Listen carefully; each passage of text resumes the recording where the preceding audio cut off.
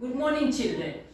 So, come to your next part of yesterday. I explained what are the different steps we have to follow for improving the agricultural products.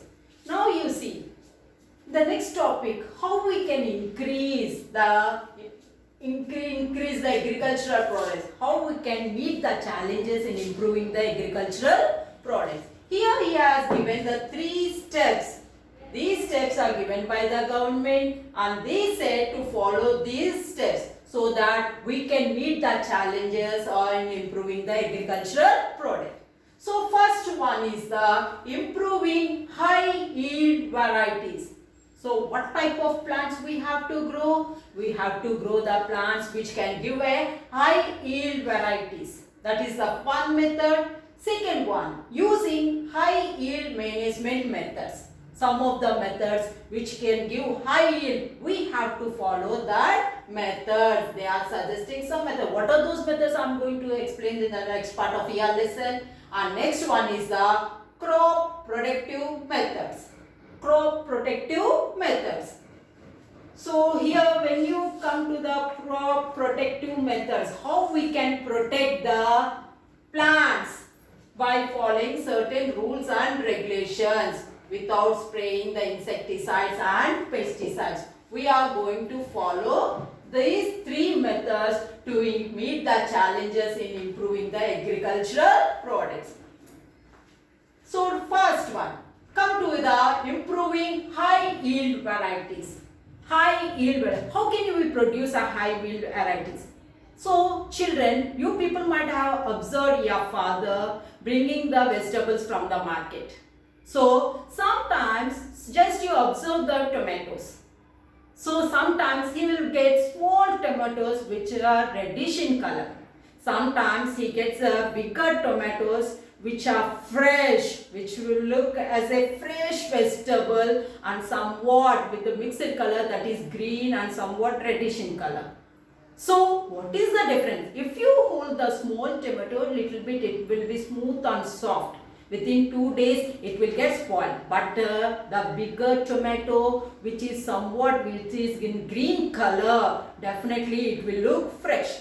What is the reason? So here the bigger tomatoes which are fresh, those are nothing but the hybrid varieties. Those are nothing but the hybrid varieties. So these hybrid varieties will give a good yield. So that is why nowadays many people are preferring to grow only the hybrid varieties. They are more interested in growing the high yield varieties. That is nothing but the hybrid varieties. Nowadays we are having the hybrid varieties in the market. Tomato, brinjal, then this one, what is that, bitter gourd, then jowar. So the many food products are there in the market which we are giving or which we can consider as a hybrid variety. By seeing the shape, size and structure, we can come to a conclusion that they are the hybrid varieties. Just if you want to know the difference between the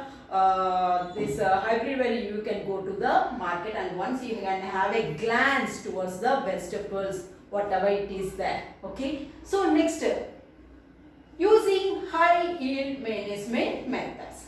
So there are certain management methods where we can get a high yield. So what are the different methods through which we can get a high yield management method? So what are those management methods? First one is the irrigation.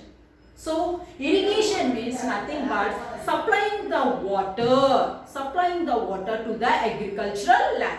So irrigation means what? Nothing but supplying the water or providing the water to the agricultural land is known as the irrigation. Here the water won't be supplied only in a less content. More water is required to grow a crop. So important factor in the high yield management method is the irrigation method. So here just you take 2 crop plants. Okay, take 2 crop plants and in 2 crop plants keep the same type of crop, that is either wheat or otherwise any paddy, not paddy, any other vegetable crop you select. Okay, after selecting this vegetable crop, just you prefer only one vegetable crop in both the croplands. Okay, after keeping the crops, then for first cropland you supply the water, that is you provide irrigation facility. For the second cropland, don't provide any water, just you don't supply the water, leave it like that. For the first cropland, give all the nutrients whatever it is required for the growth of the plant. On second cropland also you provide the nutrients whatever you have provided for the first cropland. Just you wait and see. After few months you can see the difference in the growth of the crop. In the first cropland, you can find the crops growing in a healthy manner and the flowering also you can find. But in the second cropland, you cannot find any flowering. The growth of the plant also will be very less. So here, the cropland which is having more irrigation facility, that cropland definitely it will give out a healthy plants. So now, what will happen to the water which is taken by the plants? So plants for the survival, they require the water. Without water, the plant cannot prepare its food material and it cannot survive. Not on the plants, we also, no other living organism can survive without water. But for the plants, the water more it is required. What it will do with the water? So plants, how they will use the water? How they will use? So when you come to this, here this is a photosynthesis equation. What is meant by photosynthesis? Photosynthesis is a chemical process through which a plant will prepare its food material by using carbon dioxide which is present in the air. Then it will use water. These two will undergo a chemical reaction and forms the carbohydrate, that is nothing but the starch. By forming the starch, they will release little bit water vapor into the atmosphere and finally it releases the oxygen gas. Finally it releases oxygen gas. So here, for the formation of the starch or the carbohydrate, the plants require the water and carbon dioxide. By undergoing a chemical reaction, it can prepare the starch material. This starch material is nothing but the food material which is stored in the plant body. And that food material we are using as our food for survival. So this food material only after consuming we are getting the energy and we are able to do all the biological activities and certain activities. Now if you come to the water, how much water is taken by the plant? According to certain chemical analysis, here you see he has given one equation. 100 grams of water will react with 260 grams of carbon dioxide and releases 180 grams of carbohydrate. That carbohydrate is nothing but the starch which is stored in the various parts of the plant body and it used by the other living organisms. So water plays a major role in preparing the food material and undergoing a chemical reaction, that is nothing but the photosynthesis. Children, if you are having the book, just you note it down, this chemical equation. It is not there in your textbook. So that this equation is very important in the 10th class also. Okay children. So now this is the chemical analysis. So this is how the water is useful for the plant for undergoing the photosynthesis. Now I said water is very important for the plant. Does all the water is utilized by the plant or not? If you come to that point, the water, whatever the plant has observed, it won't use all the water for its life activity. How much water it will take? So if the plant absorbs 1 liter of water, among that 1 liter of water, among that 1 ml is used for its biological activities and remaining 999 ml of water is evaporated into the atmosphere. It is evaporated into the atmosphere. It is using for its life activity only 1 ml. Remaining 999 ml of water is evaporated into the atmosphere. Now you may get a doubt. How the water is evaporated? It is not having any openings. So there is an answer. What is that answer? So for whether really the plants are evaporating water or not, to know that, here he has given one experiment in your textbook. You people might have done this experiment in your 6th class. I don't know whether you have remembered or not, but now once again I am going to explain this experiment. Take one healthy potted plant which is well exposed to the sunlight, Okay children, now take a polythene sheet, select one branch of the plant, and insert the leaves into the polythene cover and tie the mouth region of the polythene cover with a thread. So after tying, just you leave the plant for 3 to 4 hours. If it is possible, you leave it for 5 to 6 hours. After completing 5 hours, then you come near to your plant, sit near to your plant and observe the plant.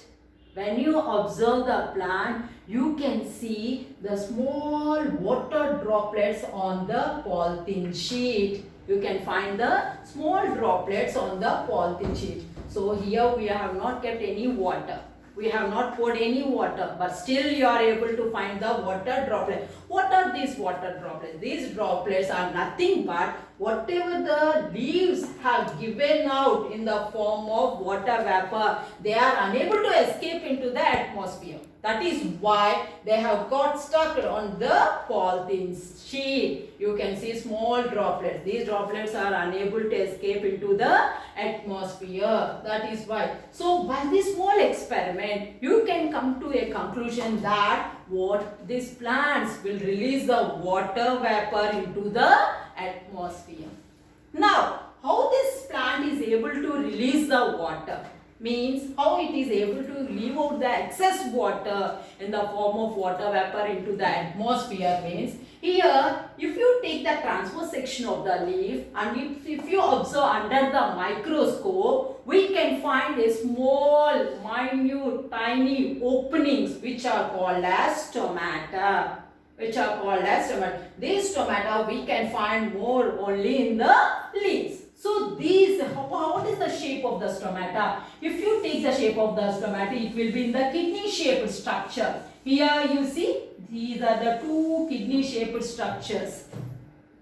So each structure is known as guard cell. Each structure is known as a guard cell. And here this is the opening which is called stomatal opening. Here this opening you can find. So when there is a hot weather, most of the water will escape only through the stomata, that is also through the stomatal opening. When it wants to prevent the loss of water, automatically the stomata will come close. So this stomatal opening will get closed. So if you take this, the stomata, this is the guard cell, this is one guard cell. So you see, these 2 guard cells will come close when it wants to prevent the loss of water. When it wants to give the water, once again it gets opened. So this opening is known as stomatal opening. So stomata are the small, minute, tiny structure which are present in the leaves and helps in giving out the excess water in the form of water vapor. The giving out the excess water in the form of water vapor through stomata is known as transpiration. It is known as the transpiration. This word you have to remember.